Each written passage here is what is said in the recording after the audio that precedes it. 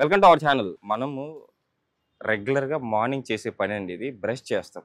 So మనం ఏదైనా తినాలన్నా, టీ తాగాలన్నా ఫస్ట్ బ్రష్ చేసిన తర్వాత చేస్తాం. బట్ ఇలా బ్రష్ చేయకుండా ఉంటే హార్ట్ ప్రాబ్లమ్స్ వస్తాయి అంటున్నారు. నాకు కూడా అంటే కొత్తగా అనిపిస్తూ ఉంది. ఈ విషయాలన్నీ మేడం ద్వారా తెలుసుకుందాం. నమస్తే మ్యామ్. నమస్తే. మేడం, బ్రష్ చేయకపోతే హార్ట్ అటాక్స్ రావడం ఏంది మేడం? యాక్చువల్గా వినడానికి చాలా జోగిల్గా ఉండే ఒక సీరియస్ మ్యాటర్ ఇది. ఎందుకంటే కోవిడ్ వ్యాక్సిన్ వేయించుకుంటే హార్ట్ అటాక్స్ వస్తున్నాయి అనేది ఒక గవర్నమెంట్ సర్టిఫై చేయకపోయినా జనాల్లోకి వెళ్ళిన ఒక విషయం. దానికంటే ప్రమాదం ఇది. మేడం, యాక్చువల్లీ కరోనా టైంలో మిగతా వ్యాక్సిన్ల కంటే, కోవిడ్ వ్యాక్సిన్ కంటే కోవిషీల్డ్ వేయించుకున్నప్పుడు హార్ట్ అటాక్స్ వచ్చాయి, కొన్ని రకాల ప్రాబ్లమ్స్ వచ్చాయి అని చెప్పేసి కూడా మనం డైరెక్ట్ కోవిషీల్డ్ కంపెనీనే చెప్పింది, కూడా అనౌన్స్ చేసింది. బ్రష్ చేయకుంటే హార్ట్ అటాక్స్ రావడం నిజంగా జనరల్గా బ్రష్ చేయకుంటే కాదు, జనరల్గా మన డెంటల్లో ఉండే విజ్డమ్ టీత్స్, దాని రూట్స్, నర్వ్స్ డైరెక్ట్గా connected with some other organs. Okay. So అందులో విజ్డమ్ టీత్స్ మెయిన్లీ దేనికి కనెక్ట్ అయి ఉంటాయి అంటే హార్ట్కి కనెక్ట్ అయి ఉంటాయి. జనరల్గా మీరు ఒక పన్ను పీకించుకోవాలనుకుంటే వాళ్ళు వెంటనే రిఫర్ చేసేది కార్డియాలజిస్ట్ దగ్గరికి. ఒకసారి మీ కార్డియాక్ దగ్గర నుంచి నాకు సర్టిఫికేట్ తీసుకురండి. సో ఇప్పుడు ఓల్డ్ ఏజ్ వాళ్ళు కూడా అంతే చేస్తారు. సో మీ కార్డియాక్ ఫిట్గా ఉంటేనే మీకు విజ్డమ్ టీత్ అనేది తీయడానికి అవుతుంది.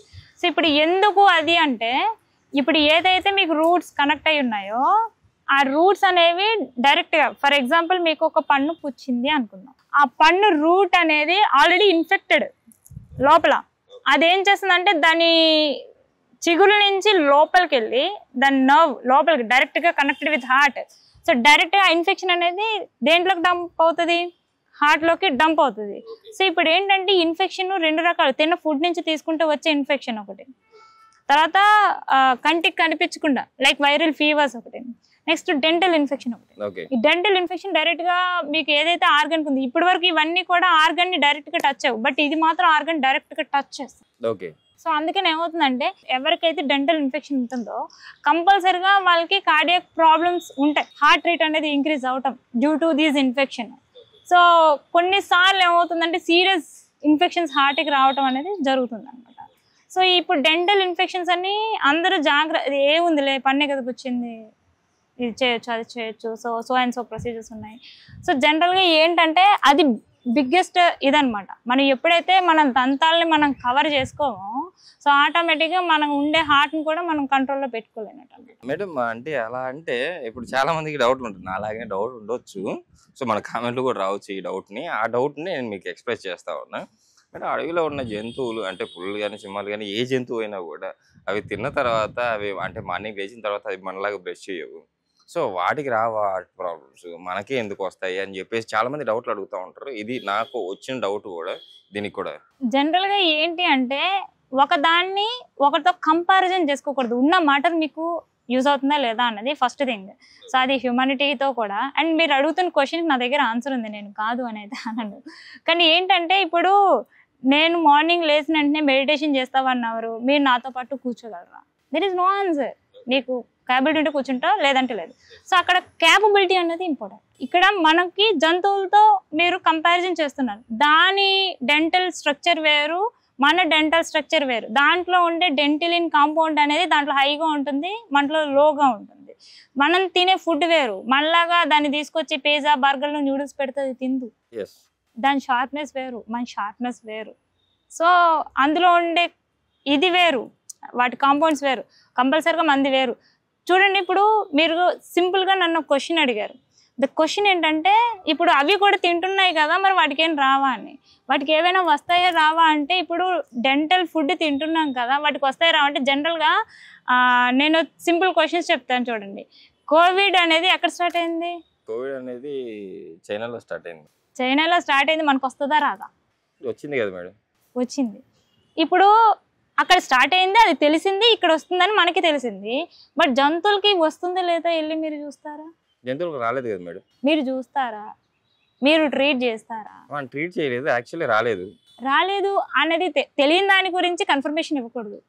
మీకు అది తెలీదు, మీ సింహం దగ్గరికి వెళ్ళి నువ్వు బ్రష్ చేయ, నువ్వు తింటే నీకు అది వస్తుందని మీరు ఎట్లా చెప్పగలరు?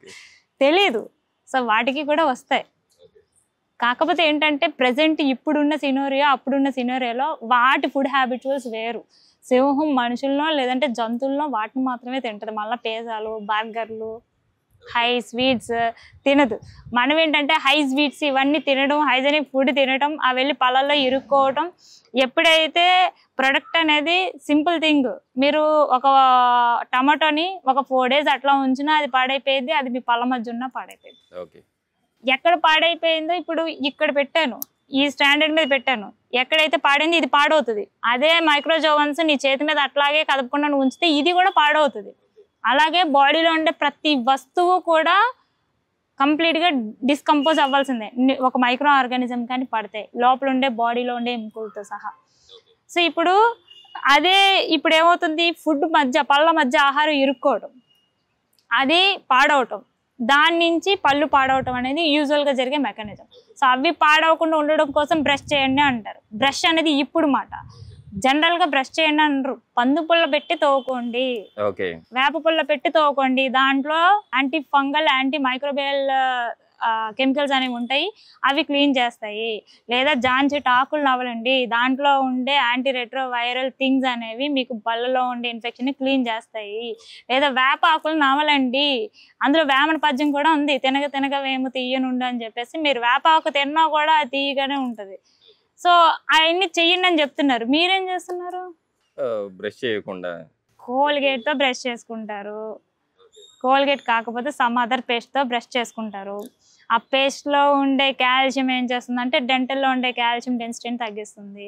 దానివల్ల పైపొర పోవటం, నోటి నుంచి దుర్వాసన రావటం, చిగుళ్ళు పాడవటం, ఆ చిగుళ్ళ నుంచి ఇన్ఫెక్షన్ లోపలికి వెళ్ళటం, ఉండే జబ్బుల్ని తీసుకురావటం ఎక్కువ చేసుకుంటాం. ఇది వరకు 70 years వచ్చే ఒక కార్డియాక్ డిసీజ్ ఇప్పుడు లేటెస్ట్ గా డయాగ్నోసిస్ అయింది ఏంటంటే 22 years కూడా వస్తుంది.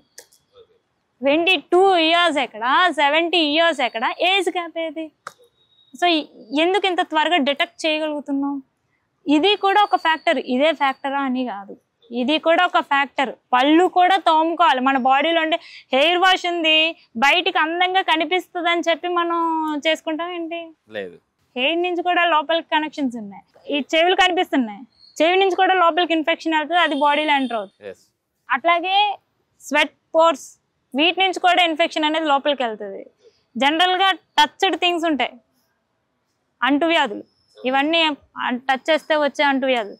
సో ఇవన్నీ కూడా మనకు ఒక కాజ్ అనమాట. సో ఇప్పుడు మీరు డెంటలే అని మాత్రం అనుకోకండి, dental is the biggest thing. మీ దగ్గరలో ఉండే ఒక డెంటిస్ట్ దగ్గరికి వెళ్ళి ఎవ్రీ 6 months చెకప్ అనేది మ్యాండేటరీ. సో మీ పళ్ళు బాగున్నాయా లేదా అనేది చూసుకుంటే మీ హెల్త్ బాగుందా లేదా అన్నది చెప్పచ్చు ఈజీగా. చాలా విషయాలు అయితే ఈరోజు మాట్లాడాము. షూర్గా మీరు చెప్పినట్టు మన చుట్టుపక్కల దొరికే వేపులతోనే బ్రష్ చేస్తూ డెంటల్ని కాపాడుకుంటే హార్ట్ ప్రాబ్లమ్స్ తగ్గించుకోవచ్చు అని చాలా చక్కటి వివరణ ఇచ్చారు. దాని యొక్క ఎగ్జాంపుల్స్ కూడా కంపల్సరీ మన ప్రేక్షకులకు అర్థమని చెప్పి అనుకుంటున్నాను. Thank you ma'am.